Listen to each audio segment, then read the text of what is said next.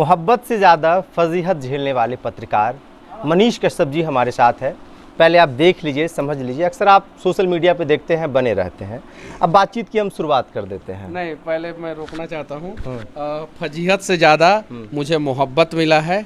अगर मोहब्बत नहीं मिला होता तो एक गांव से शुरुआत करने वाला और बिहार की गलियों में, बिहार के गाँवों में घूमने वाला, बिहार के सड़कों पर घूमने वाला, कभी एक साधारण सा मोबाइल से सिर्फ रिकॉर्डिंग करके वीडियो डालने वाला, सिर्फ 2 कपड़ा मेरे पास था, 2 शर्ट। मुझे याद है कि बहुत सारे लोगों ने मुझे कमेंट किया था कि आपके लिए कपड़ा ख़रीद के दे दूँगा, और बहुत सारे लोगों ने मुझे उस समय कपड़ा गिफ्ट भी किया था, दिया था। टी शर्ट, शर्ट, एक भाई ने 5 शर्ट दिया था। आरूप वर्मा नाम है उनका, हाजीपुर के हैं वो। उसके अलावा जो है एक राइडर भाई है हमारे पटना में, उन्होंने एक टी शर्ट दिया था लेवाइस का। मैं मुंबई गया था तो बहुत सारे लोगों ने शर्ट दिया था। नूरसराय गया था तो वहाँ से अगर मैं यहाँ पे पहुँचा हूँ तो उम्मीद कीजिए कि फजीहत से ज़्यादा मुझे मोहब्बत मिला होगा, नहीं तो मैं यहाँ पे नहीं पहुँच पाता। हालांकि कुछ लोग फजीहत करने का प्रयास करते हैं। फजीहत मतलब हम ये कह रहे थे, कहीं ना कहीं आप बने रहते हैं, कई सवाल जवाब आपसे किया जाता है, हम इसलिए फजीहत। किससे सवाल जवाब किया जाएगा? जिससे उम्मीद रहेगा उसी से ना। मैं इंडिया टीम से सवाल करता हूँ, बहुत ज़्यादा सवाल करता हूँ, क्रिकेट से सवाल करता हूँ, मुझे प्यार है उससे, तभी तो मैं सवाल करता हूँ ना। प्यार नहीं होता तो मैं सवाल करता? बताइए। मैंने सचिन का खेल देखा है, गांगुली का खेल देखा है, द्रविड़ का खेल देखा है, लक्ष्मण का, सहवाग का खेल देखा है, जहीर खान को उभरते हुए देखा है, इरफान पठान को उभरते हुए देखा है, दिनेश कार्तिक के बुढ़ापा में वो शॉट देखा है। तो मुझे प्यार है, तब तो मैं सवाल करता हूँ ना। तो मैं ऐसा थोड़ी है कि इंडिया टीम को जो है मैं मानता ही नहीं हूँ, इंडियन क्रिकेट टीम को मैं मानता हूँ। वैसे ही बहुत सारे लोगों को मुझसे प्यार होगा, उम्मीद होगा, शायद मैं उनके उम्मीदों पे खरा नहीं उतर पाता हूँगा, तो इसलिए वो मुझे प्यार से सवाल करते हैं, जिसको कुछ लोग फजीहत समझ लेते हैं, और कभी कभी मैं भी फ्रस्ट्रेट होकर जो है उसको फजीहत समझ लेता हूँ। तो वो सभी लोग अगर नहीं होते तो शायद आज मैं इतना मजबूत नहीं होता, जिसको लोग जो है आलोचक कहते हैं। आपने बड़ी बात कह दिया कि मेरे पास शर्ट नहीं थे, दर्शक कहते थे कि एक ही कपड़े में सामने आता है। तो वो दिन और आज के दिन को कहाँ देखते हैं? 10,000 टी शर्ट बांट चुका हूँ मैं लोगों को अपने पैसे से। बस यही कहूँगा कि किसी की मजबूरी का मजाक कोई ना उड़ाए। हालांकि मेरे पिताजी आर्मी में थे, ये बात सत्य है। मैं 2 भाई, दोनों भाई बाहर रह के पढ़े। दोनों भाई को पढ़ाने में पिताजी ने पूरा पैसा ख़त्म कर दिया। मैं इंजीनियरिंग किया, भाई ने MBA किया। एक आर्मी वाला का सैलरी कितना होता है, और 2 बेटा को बाहर रख के पढ़ाने में उसको कितना तकलीफ़ होता है, दिक्कत होता है, वो आर्मी वाले से, किसी भी आर्मी वाले से आप पूछ लीजिएगा। उसके बाद से मैं जॉब छोड़ दिया, आया जॉब किया, फिर जॉब छोड़ दिया, भाई का शादी हुआ। उसके बाद से मैं चुनाव लड़ा, चुनाव हार गया, मैं बुरी तरीके से हारा। मैं तीसरे नंबर पे था, निर्दलीय प्रत्याशी था। पहले नंबर पे बीजेपी, दूसरे नंबर पे कांग्रेस, तीसरे नंबर पे मैं था। उसके बाद से मुझे लगा नहीं कि अब मैं क्या करूं क्या नहीं करूं। उसके बाद से मैं निकला पटना के लिए। मेरे मित्र हैं मनी द्विवेदी, फिर मैं उन्हीं के रूम पे रह के जो है वीडियो बनाना शुरू किया। एक बुलेट मोटरसाइकिल था मेरे पास, उसमें तेल भरवाने के लिए भी हम लोगों को सोचना पड़ता था, तो मनी जी जो है वो तेल वोल भरवाते थे। वो खाना वाना का पैसा जो है मेरा लगता नहीं था, वो उन्हीं के रूम पे वहीं बनाते थे, वहीं खिलाते थे, वहीं रखते थे। उनको उम्मीद था कि आज नहीं तो कल जो है ये कुछ अच्छा करेंगे। रजनीश सिंह और आदित्य तिवारी, ये लोग, मतलब कि शुरू जब मैं पूना से पटना आया, 2016 या 17 में जब आया, तब से ये लोग साथ हैं और अभी भी साथ हैं। तो उन्हीं लोगों के दम पे जो है आगे बढ़े। उसी में क्या हुआ था कि एक हमारे मित्र हैं रोहित मिश्रा बेतिया के, उनको कोई रक्सौल की लड़की मैसेज की थी कि मनीष भैया को मैं 2 शर्ट गिफ्ट करना चाहती हूँ, एक ही कपड़ा में जो है बार बार। लड़की मैसेज कर रही है कि मनीष जी को हम, मनीष जी नहीं, हाँ, मनीष भैया। अच्छा, मनीष भैया, हाँ, भैया को मैं गिफ्ट करना चाहती हूँ, 2 शर्ट गिफ्ट करना चाहती हूँ। रोहित आके मुझे बताएं। मुझे लगा कुछ कि अभी जो है थोड़ा और संघर्ष करना पड़ेगा, और फिर संघर्ष करना शुरू किए। और आज जो है 2.5 से 3 लाख रुपया मैं डोनेट कर देता हूँ, चूँकि बांट देते हैं गरीबों में, बांट देता हूँ मजबूर लोगों को। और मैं अपने इच्छा से, मुझे मन करेगा तो ही दूंगा, जबरदस्ती नहीं चलेगा, नहीं चलेगा। कोई कहेगा कि हाँ इसको दे दीजिए, नहीं देंगे। जिसका दिल कहेगा मनीष जी को उसी को देना हम हमें लगेगा तो हम देते हैं। और ये इसलिए मैं यहाँ पे, मेरा 1 रुपया नहीं है, सब बिहार के लोगों का पैसा है। वो लोग मेरा वीडियो देखते हैं, यूपी के लोग देखते हैं, झारखंड के लोग देखते हैं, देश के लोग देखते हैं। उससे जो है हमें 1 पैसा आधा पैसा, 1 पैसा आधा पैसा आता है। तो आता है तो हमारा भी फ़र्ज़ बनता है कि जो सोसाइटी हमें बहुत सारा चीज़ें दे रहा है तो उस सोसाइटी को हम कंट्रीब्यूट कर दें। आज मनीष कश्यप एक बढ़िया 4 व्हीलर से चलता है, हवाई जहाज़ से आता है जाता है। कभी सपने में भी मैंने नहीं सोचा था कि हवाई जहाज़ पे चढ़ पाऊँगा जब मैं चुनाव हारा था। तो आज एक विधायक से ज़्यादा सैलरी है मेरी। तो आप पहले वीडियो में बता ही चुके हैं, विधायक से ज़्यादा सैलरी है। आज एक विधायक से ज़्यादा मैं टैक्स पे करता हूँ। विधायक जी तो टैक्स नहीं पे करते हैं, तो वो कहीं नहीं तो कहीं बिहार के लोगों के वजह से हुआ है। तो ये एहसान, ये प्यार जो है हम लोग नहीं भूल पाएंगे और ऐसे ही आगे बढ़ते रहेंगे और ऐसे ही ईमानदारी पूर्वक हम लोग काम करने का प्रयास करेंगे। हालांकि कुछ लोगों के नज़र में हम भी बेईमान हैं, कुछ लोगों के नज़र में उस चीज़ों को झेलना पड़ेगा। कुछ लोगों के नज़र में राम भी बेईमान थे, तो राम से मैं अपना तुलना नहीं कर रहा हूँ, लेकिन मैं बता रहा हूँ कि राम भी कुछ लोगों के नज़र में गलत थे, बेईमान थे। कुछ लोगों के नज़र में मैं भी गलत हूँ, बेईमान हूँ। बस यही हम लोग, जिन लोगों की नज़र में आप गलत हैं उनको क्या कहेंगे? वो लोग सभी लोग पिछले जन्म के मेरे भाई हैं, इस जन्म में बिछड़ गए हैं, अगले जन्म में भाई हो जाएंगे। कैसे? मुझे धर्म और आस्था दोनों पे भरोसा है, हो जाएंगे। हाँ, ये बिल्कुल हो जाएंगे। अच्छा, ताज़ा मामला पे हम बातचीत कर लेते हैं। लगातार आप सोनू सूद से लगातार मिलते हैं, बातचीत होती है, चाय वगैरह भी आप लोग। बिहार के लिए क्या करने वाले हैं आप लोग? क्या इस पे कुछ करने जा रहे हैं? सोनू सूद जी लगातार बिहार के लिए कर रहे हैं। और देखिए, मैं सिर्फ उन्हीं से नहीं, उनके अलावा भी मैं भोजपुरी के बहुत सारे कलाकारों से मिल रहा हूँ। और जाके पूछिएगा, मैंने जिनसे मिला है, जिन जिन लोगों से मैं मिला हूँ, उनसे पूछिएगा कि मैं बातचीत का शुरुआत कैसे करता हूँ। ऑन कैमरा, ऑन रिकॉर्डिंग मैं बोल रहा हूँ। मैं उन लोगों से भी बोलता हूँ कि आप लोग 10% डोनेट कीजिए, उन लोगों से भी बोलता हूँ बिहार के लिए। हाँ, जिससे भी मिला हूँ, जिसका भी आप लोग नाम रखिएगा, उससे जिससे भी मिला हूँ मैं बोलता हूँ। तो ये चीज़ है। बहुत सारे नेता तो बोलते हैं कि पगला है, इसका कैमरा चालू होगा, माइक चालू होगा तो कुछ भी पूछ देगा। बड़ी प्यार से बैठा रहता है बगल में, बहुत प्यार से बात करता है, बहुत लॉजिकली, बहुत मतलब कि बड़ा बड़ा बातें करता है। कैमरा चालू होता है तो कुछ भी बोल देता है। तो वो लोग डरते हैं। लेकिन जो भी हैं, मैं अगर किसी गरीब आदमी से भी मिलता हूँ, किसी यूट्यूबर से भी मिलता हूँ, किसी ब्लॉग वीडियो बनाने वाले से भी मिलता हूँ, मैं कहता हूँ कि 10% आप डोनेट कीजिए। आपके पास अगर कमाई में से, हाँ, देखिए आपका कैसा तरक्की होता है, कैसे तरक्की हो, वही उसी का फल है मेरा, कि मेरा तरक्की हुआ। इसलिए मैं 20 से 25%, कभी कभी 30% डोनेट करता हूँ। तो मैं जिनसे भी मिलता हूँ ये सब चीज़ें बोलता हूँ कि आप लोग कीजिए, बिहार के लिए कीजिए। बिहारी बिहार को भूल जाते हैं, इसलिए जो है हमारे राज्य का ये दुर्दशा है। जिस दिन हम लोग जो है बिहार से प्रेम करना शुरू कर देंगे, उस दिन सारे समस्याओं का समाधान हो जाएगा। जब सोनू सूद जैसे कलाकार बिहार से प्रेम कर सकते हैं तो बिहार के लोग क्यों नहीं? कब तक ये चीज़ मिलने वाला है? जिन बड़े कलाकार से आप मिलते हैं, 10% देने की बात करते हैं, वो लोग देते हैं। कौन नहीं देता है? आप जाइए खेसारी लाल यादव जी के बारे में पता कीजिए, आप किसी से भी पता कीजिए, जाइए वो डोनेट करते हैं कि नहीं करते हैं? करते हैं, पता कीजिए। अक्षरा सिंह जी से जाके मिलिए, अभी कल ही एक कार्यक्रम में गई थी, वो फ्री ऑफ कॉस्ट क्या है, क्या सबका अपना पास्ट होता है, सबका अपना अतीत होता है, सबका अपना कंट्रोवर्सी होता है। मेरा भी कंट्रोवर्सी होगा, कुछ बातें जो है उन लोगों का मुझे पसंद नहीं होगा, मेरी बातें उन लोगों को पसंद नहीं होगी। कभी मैं उनसे सवाल किया हूँ और कभी मैं भविष्य में भी उन लोगों से सवाल करूँगा। अगर गलतियाँ होगी तो वो लोग भी मेरे से सवाल करेंगे। लेकिन जाइए देखिए, कल एक फ्री कार्यक्रम में गई थी, ये चीज़ है। अक्षरा सिंह जी गई थी फ्री में कार्यक्रम में, और वहाँ पे जो है डॉक्टर थे, आँखों का इलाज का बातचीत हुआ है कि गरीबों का।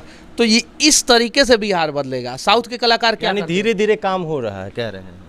अब मेरे नज़र में हो रहा है, लेकिन वो बहुत कम है, 1% से भी कम है। हम लोग जिस दिन 10% तक पहुँच जाएंगे, उस दिन समझेंगे कि हमने बड़ा बदलाव किया है। तो हम लोगों का टारगेट है कि 10% लोग कम से कम अपने संपत्ति का नहीं, मतलब मंथली इनकम का 10% डोनेट करना शुरू कर दें।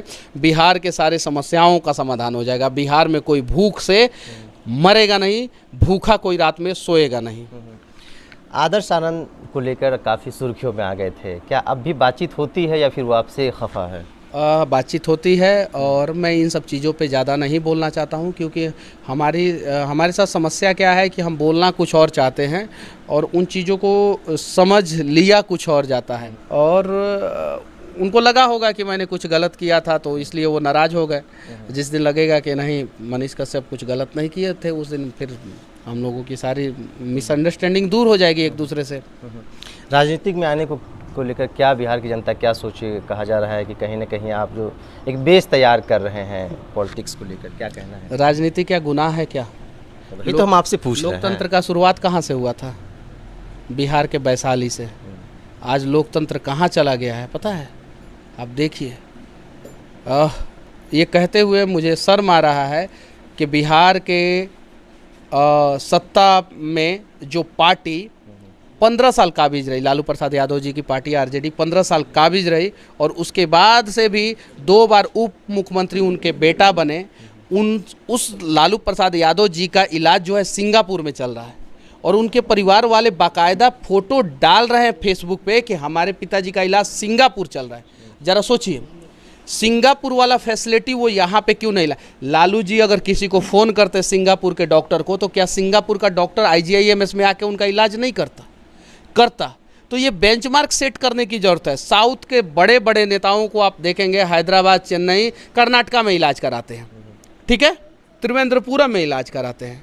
आप महाराष्ट्र के नेताओं को देख लीजिए, लीलावती अस्पताल जो है मुंबई में इलाज कराते हैं। दिल्ली के नेताओं को देख लीजिए, दिल्ली में इलाज कराते हैं। सही है कि नहीं है?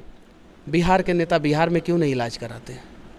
एक बेंचमार्क सेट किया जाता है। जितने दिन लालू प्रसाद यादव जी IGIMS में एडमिट रहते, उतने दिन बढ़िया व्यवस्था होता है IGIMS। चलिए IGIMS में वो इलाज का फैसिलिटी नहीं है, हम डॉक्टर और पूरा सिस्टम को खरीद के IGIMS में लगा देते। लालू प्रसाद यादव जी का तो इलाज सिंगापुर में हो जाएगा, बाकी यादव लोग किधर जाएंगे? उनके माता पिता किधर जाएंगे? बाकी कुशवाहा लोग किधर जाएंगे?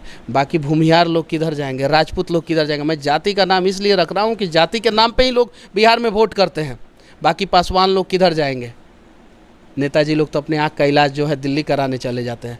क्यों इस सिस्टम को ख़राब करके रखा गया? इसे ही दुरुस्त करना है। और यही सब देखिए, मैं अपने आप को भी, मैं तो पत्रकार मानता ही नहीं, हम लोग सोशल रिफॉर्मर हैं। हम लोग लोगों को जगाने का प्रयास करते हैं, और जिस दिन लोग जग जाएंगे उस दिन समस्याओं का आज आपका किडनी में कोई प्रॉब्लम हो जाए, लॉजिकली आप सोचिए, आपके माता पिता के किडनी में प्रॉब्लम हो जाए, कहाँ इलाज कराएंगे? कहाँ से? ज़मीन बेच देते हैं बिहार के लोग, बर्बाद हो जाते हैं, फिर भी इलाज नहीं होता है।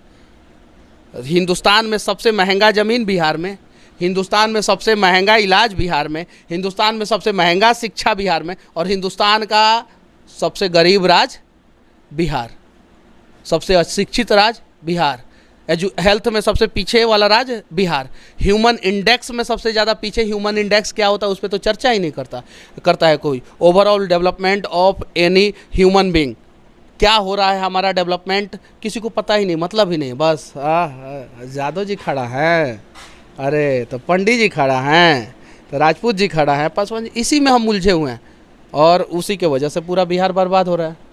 इस टी-शर्ट की क्या कहानी है? लगातार जाते हैं, जो है भोजपुरी की बात कर लें, अन्य जो लोग हैं आप उनको भी देते, क्या कहानी क्या है? मैं प्रयास कर रहा हूँ, आप भी प्रयास कर सकते हैं। ऐसा टी-शर्ट आप भी प्रिंट करा के बंटवाइए, कोई दिक्कत नहीं है। थोड़ा सा फॉर्मेट अलग कराइए या सेम फॉर्मेट रखिए। यहाँ पे सच तक न्यूज़ लिखा हुआ है, यहाँ पे आप अपना न्यूज़ का नाम लिखवा लीजिए, या जो भी कोई कंपनी है, कोई शोरूम है, कोई शॉपिंग मॉल है, वो लोग अपना ब्रांडिंग करा के यहाँ पे बंटवाए। जय हिंद से मैं वीडियो की शुरुआत करता हूँ। सबसे पहले आपको जय हिंद मिलेगा इस टी-शर्ट पे, ठीक है। बिहार को हम लोग ब्रांड बनाने का प्रयास करते हैं। सबसे बोल्ड अक्षर में ब्रांड बिहार लिखा हुआ आपको मिलेगा। आई एम ब्रांड बिहारी, यहाँ पे पीछे आपको देखने को मिलेगा। ये टी-शर्ट के लिए पैसा जो है सच तक न्यूज़ देता है, क्योंकि सच तक न्यूज़ एक प्राइवेट लिमिटेड कंपनी है, वो देता है।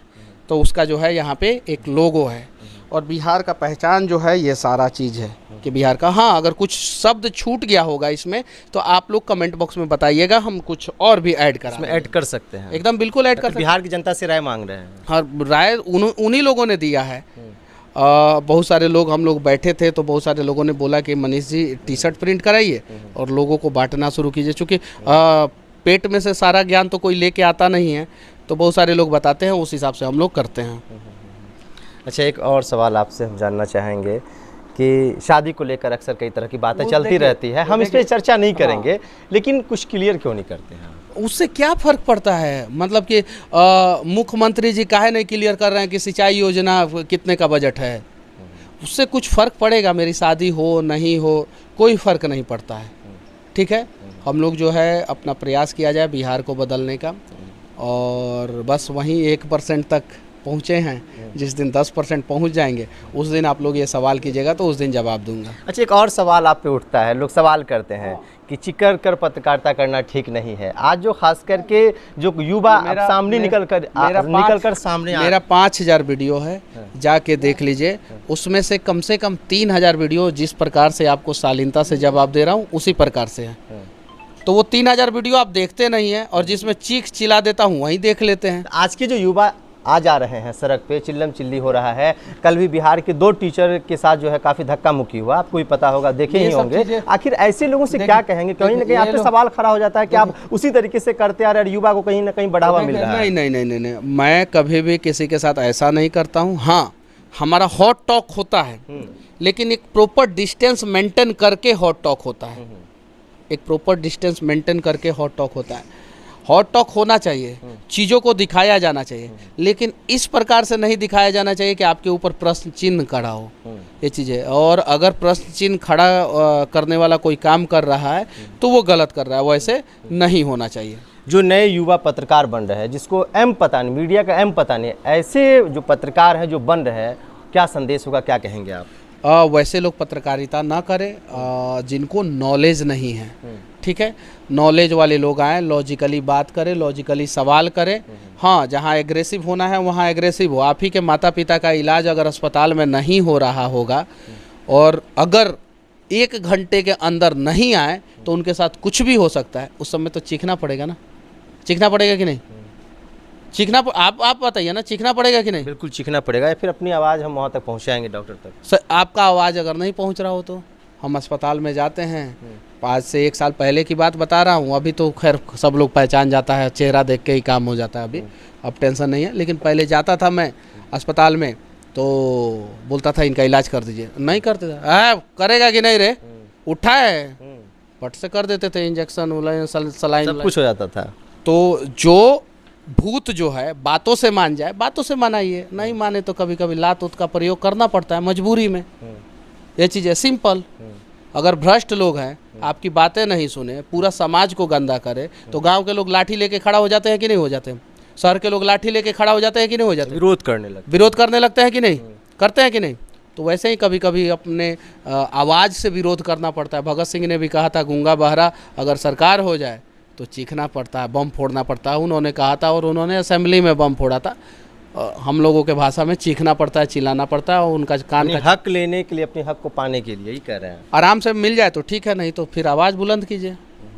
मनीष कश्यप जी आगे क्या करने वाले हैं? बस जो कर रहा हूँ उसी को करते रहूं। कुछ नया क्या करने वाले हैं? नया अपने आप होते जाता है, बस मैं जो कर रहा हूँ उसी को करते रहूँगा। एक सपना है बिहार झारखंड को एक करने का। संविधान के बहुत सारे पन्नों में हम लोगों ने देखा है किसी भी राज्य को अलग किया जा सकता है और किसी भी राज्य को एक किया जा सकता है।